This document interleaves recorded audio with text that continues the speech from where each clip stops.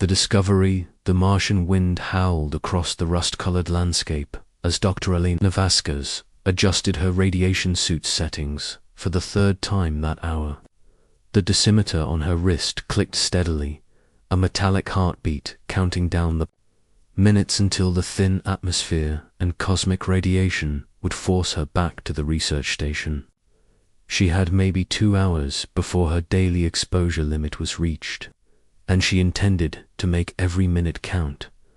The crashed ship had been discovered by orbital scanners 3 days ago, buried beneath centuries of Martian dust in the Valles Marineris Canyon, unlike the usual space debris that littered the red planet.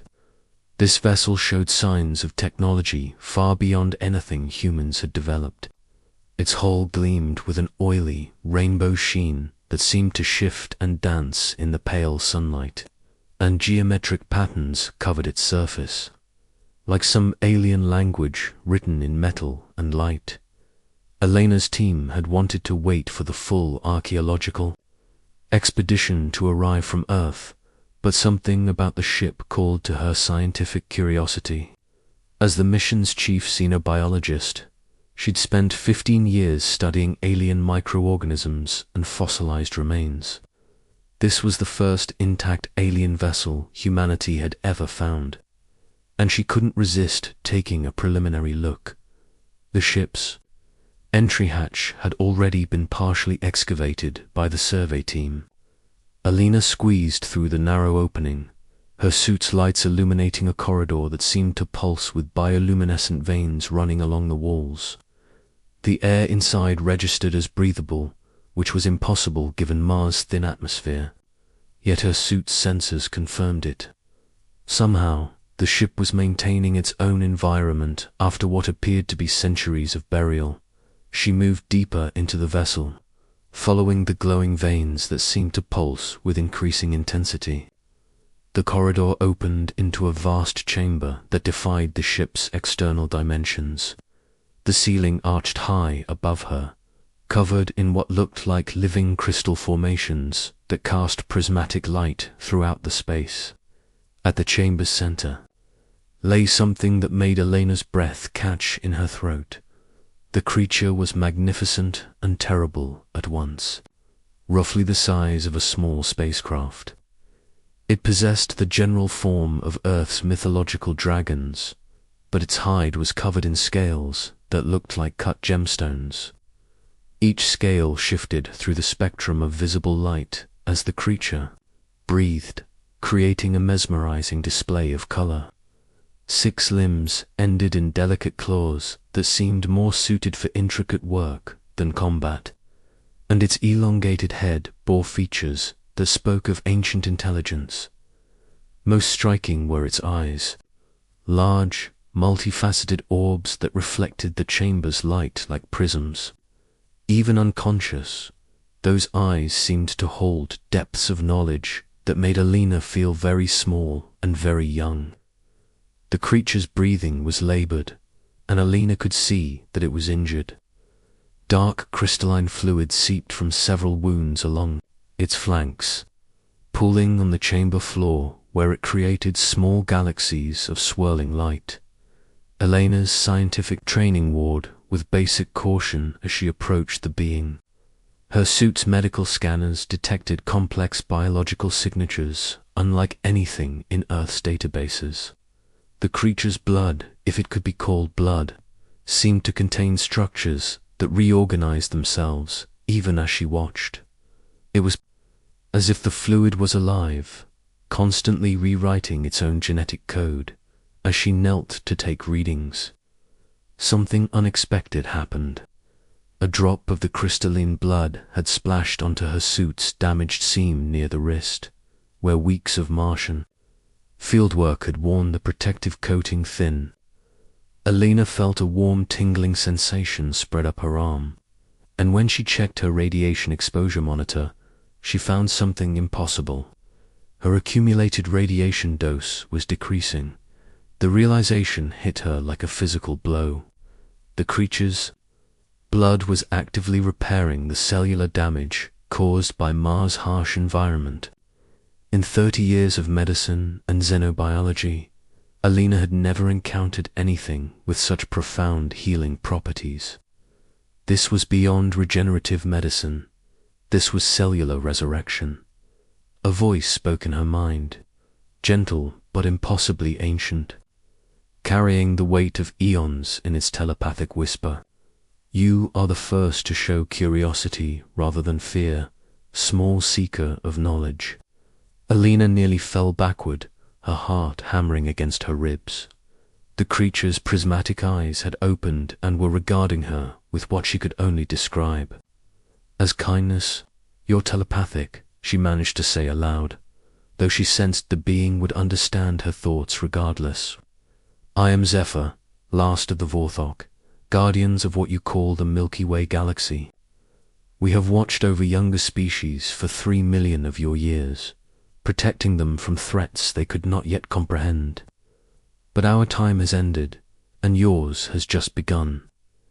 The creature's mental voice carried such profound sadness that Alina felt tears forming in her eyes. You're dying, she said, and it wasn't a question.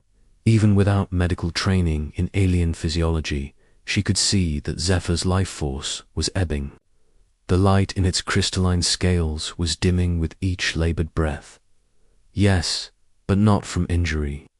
We Vorthok tied our life essence to our purpose. With my death, our guardianship ends.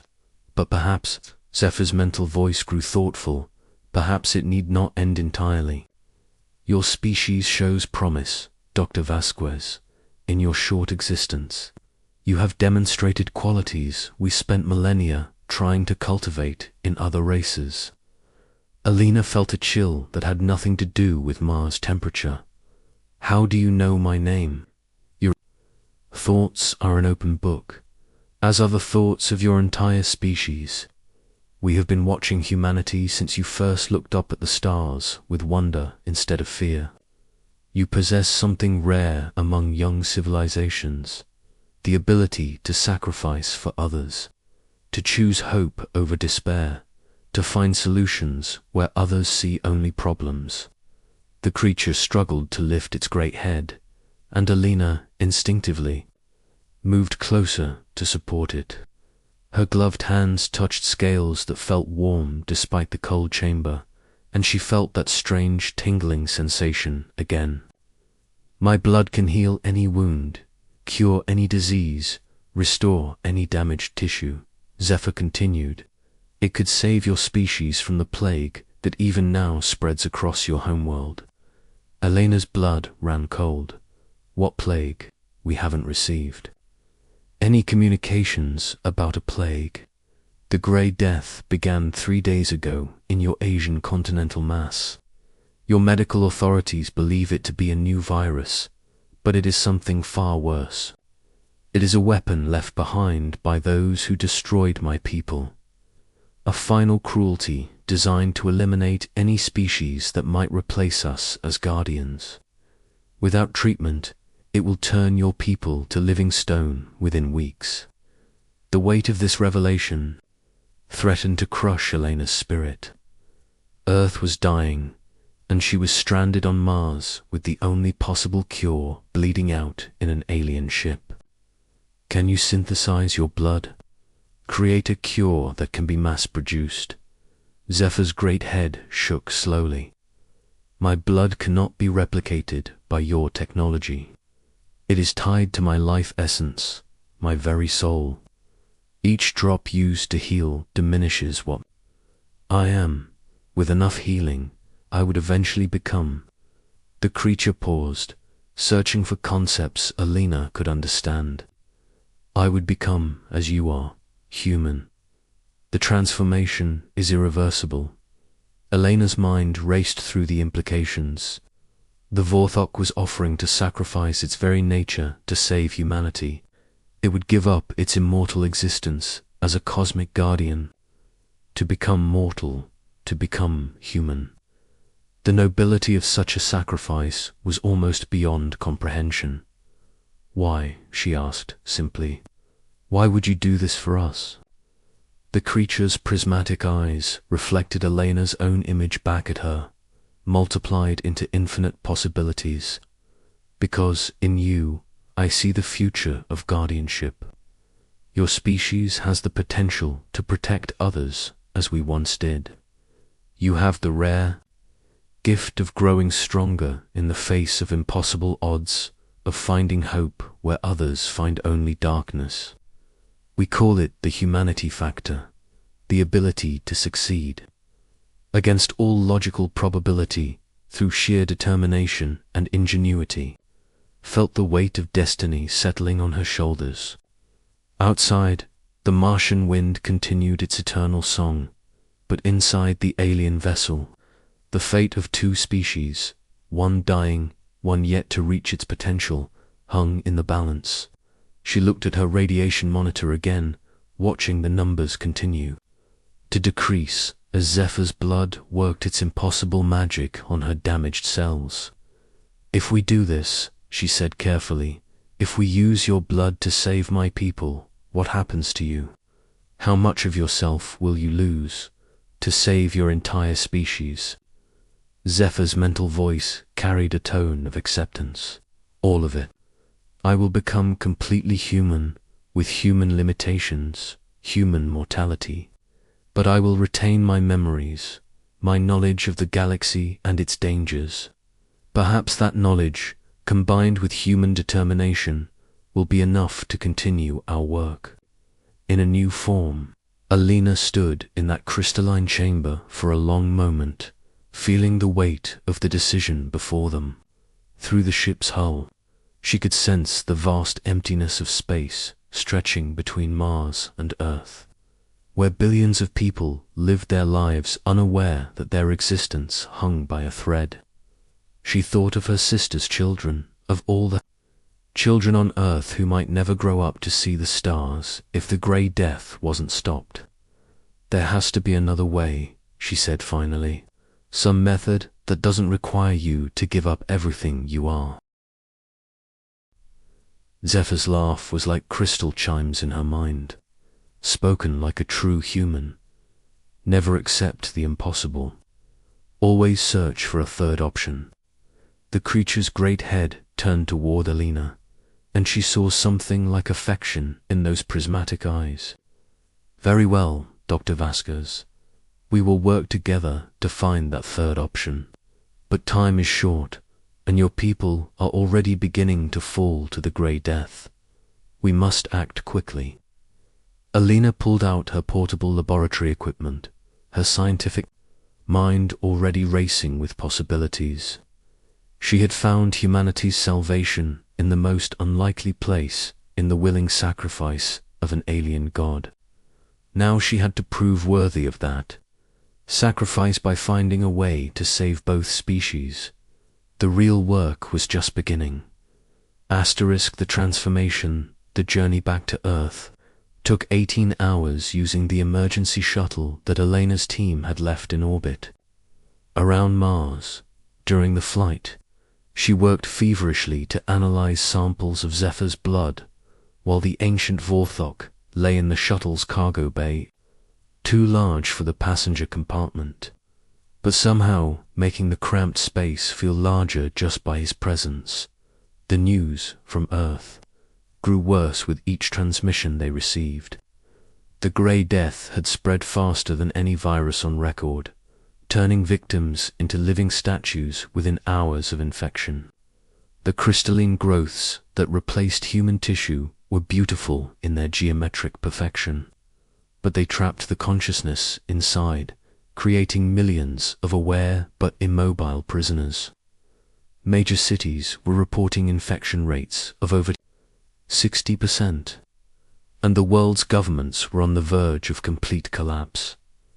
Elena's initial analysis of Zephyr's blood had revealed structures that defied everything she knew about biology. The crystalline cells contained what appeared to be programmable DNA genetic code that could rewrite itself based on the medical needs it encountered.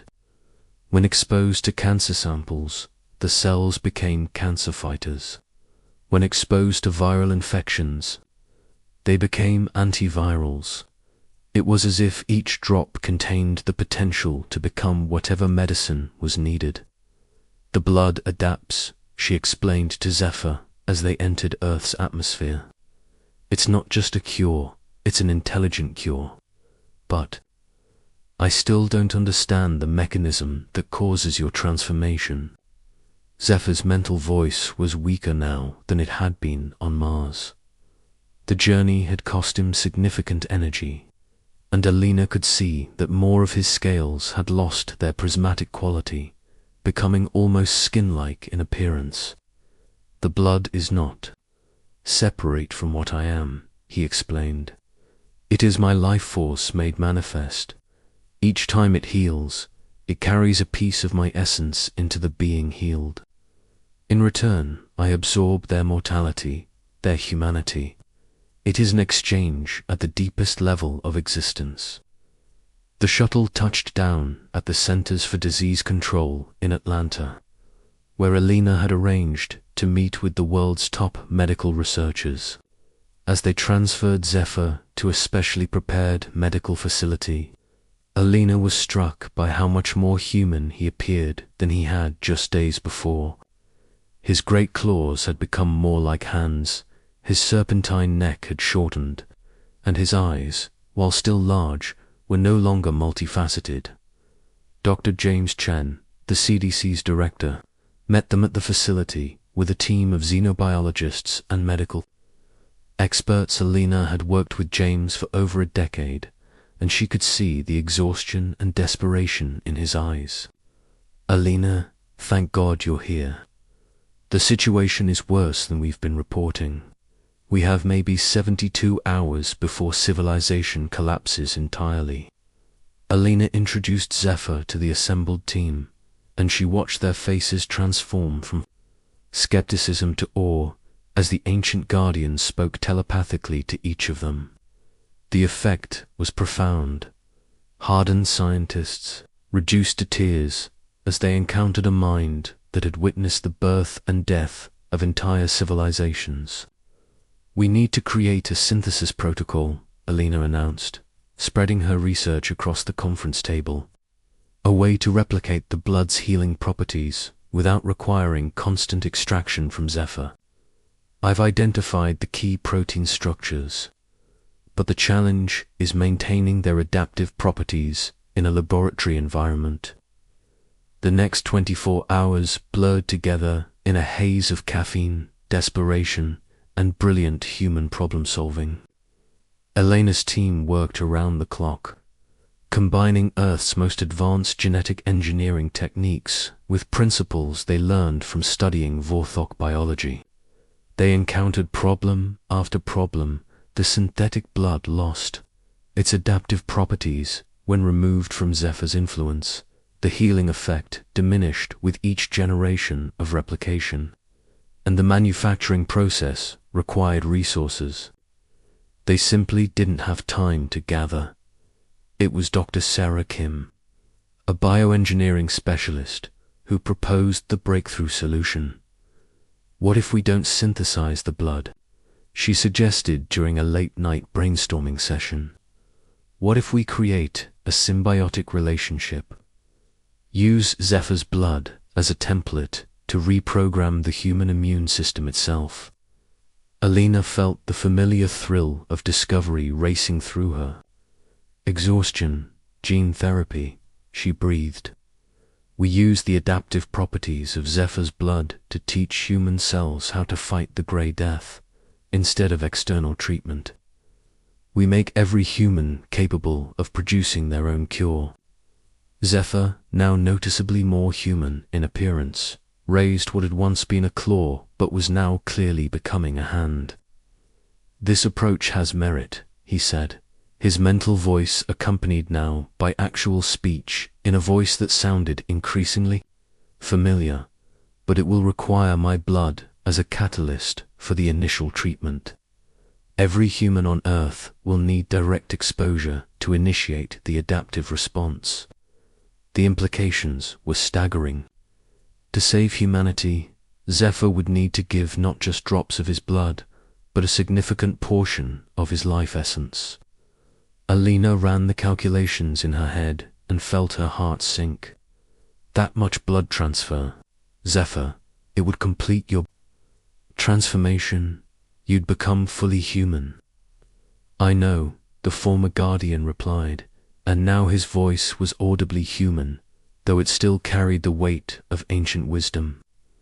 But your Dr. Kim's approach means that humanity will carry forward the ability to heal itself. My sacrifice will not just save your species from this plague, it will make you more resistant to future threats.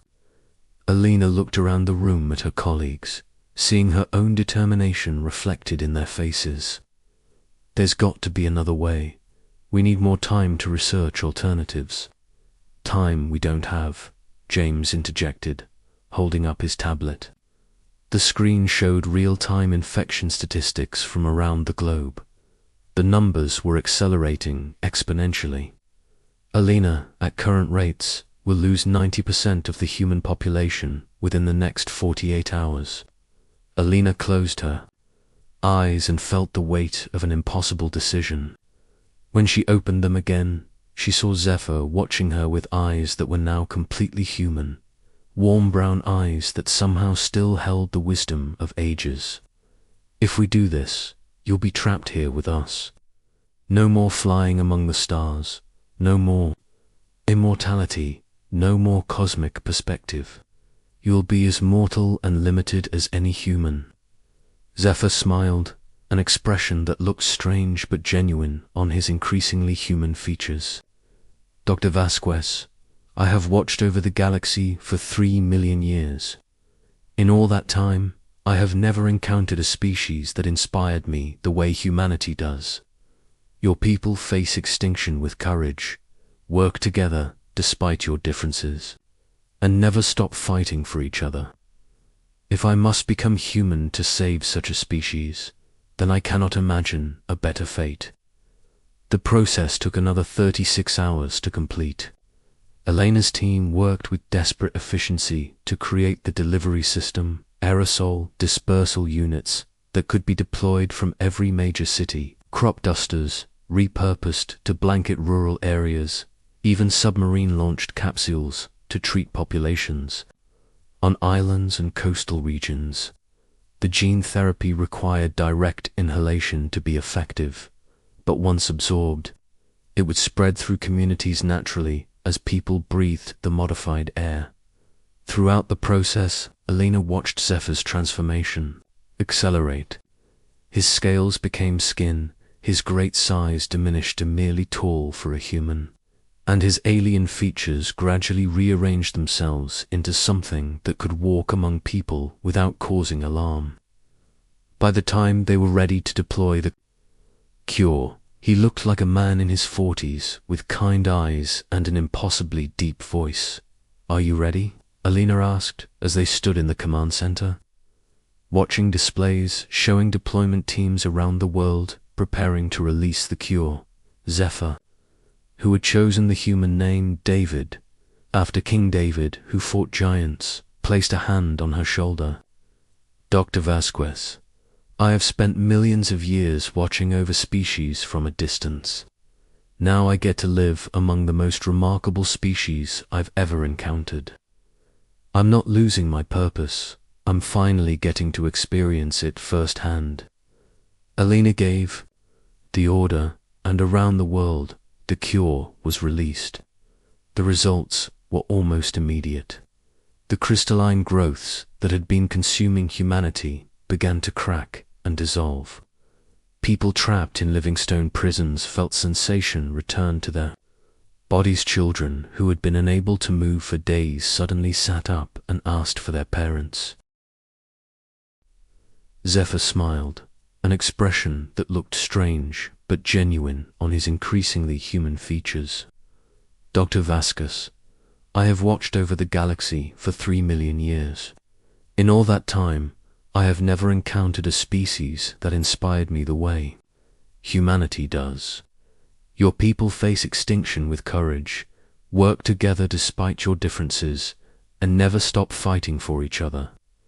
If I must become human to save such a species, then I cannot imagine a better fate. The process took another 36 hours to complete. Elena's team worked with desperate efficiency to create the delivery system, aerosol dispersal units that could be deployed from every major city. Crop dusters repurposed to blanket rural areas, even submarine-launched capsules to treat populations. On islands and coastal regions, the gene therapy required direct inhalation to be effective, but once absorbed, it would spread through communities naturally as people breathed the modified air. Throughout the process, Elena watched Zephyr's transformation accelerate. His scales became skin, his great size diminished to merely tall for a human, and his alien features gradually rearranged themselves into something that could walk among people without causing alarm. By the time they were ready to deploy the cure, he looked like a man in his 40s, with kind eyes and an impossibly deep voice. "Are you ready?" Elena asked as they stood in the command center, watching displays showing deployment teams around the world preparing to release the cure. Zephyr, who had chosen the human name David, after King David, who fought giants, placed a hand on her shoulder. "Dr. Vasquez, I have spent millions of years watching over species from a distance. Now I get to live among the most remarkable species I've ever encountered. I'm not losing my purpose. I'm finally getting to experience it firsthand." Elena gave the order, and around the world, the cure was released. The results were almost immediate. The crystalline growths that had been consuming humanity began to crack and dissolve. People trapped in Livingstone prisons felt sensation return to their bodies. Children who had been unable to move for days suddenly sat up and asked for their parents. Within hours, reports flooded in from every continent. The Grey Death was in full retreat, and more remarkably, people who had been exposed to the cure were showing enhanced immune responses to all diseases. Cancer patients saw their tumors shrink. Victims of genetic disorders found themselves healing. The elderly reported feeling stronger and more energetic than they had in years. "We did it," Elena whispered, tears streaming down her face as she watched the global recovery unfold. "We actually did it." David stood beside her, no longer the cosmic guardian he had been, but somehow still majestic in his humanity. "No, Dr. Vasquez, you did it. This is what makes humanity special. When faced with impossible odds, you don't just survive. You find ways to become stronger. My people protected the galaxy by standing guard against threats. Your people will protect it by making threats irrelevant." In the weeks that followed, as the world rebuilt and celebrated its miraculous salvation, Elena found herself working closely with David to establish new research protocols. His knowledge of galactic threats, combined with humanity's enhanced healing abilities, created possibilities for exploration and discovery that had never existed before. The former Vorthok adapted to human life with surprising ease, though Elena suspected his obvious joy in simple human experiences, tasting food, feeling rain, laughing at movies, wasn't entirely an act. He had gained something precious in exchange for his immortality, the chance to truly live rather than simply exist. 6 months after the Grey Death crisis, Elena stood with David on the observation deck of the new International Space Research Station, watching the sunrise paint Earth in shades of gold and blue. The planet below teemed with life, stronger and more resilient than ever before. "Do you ever regret it?" she asked, "giving up everything you were?" David smiled, an expression that had become natural on his human features. "Dr. Vasquez, I didn't give up everything I was. I became something new. For 3 million years, I was a guardian who watched from afar. Now I'm a guardian who stands among those I protect. And I'm not alone anymore. I have 6 billion humans who share my purpose now. Alina nodded, understanding at last. The Vorthok hadn't died when David became human. They had evolved, their guardianship transformed from alien oversight to shared human responsibility. The galaxy had new protectors now, ones who would face the universe not with the detached wisdom of ancient beings, but with the fierce determination and innovative spirit that had always defined humanity in the distance. Construction crews worked on humanity's first faster-than-light vessel, incorporating both human engineering and Vorthok knowledge. Soon, Earth's children would spread among the stars, carrying with them both their enhanced healing abilities and their indomitable human spirit. The age of guardianship had not ended. It had simply found new guardians, ones who would protect the galaxy not because they were told to, but because they chose to. And that, David reflected as he watched his adopted people reach for the stars, made all the difference in the universe. Asterisk.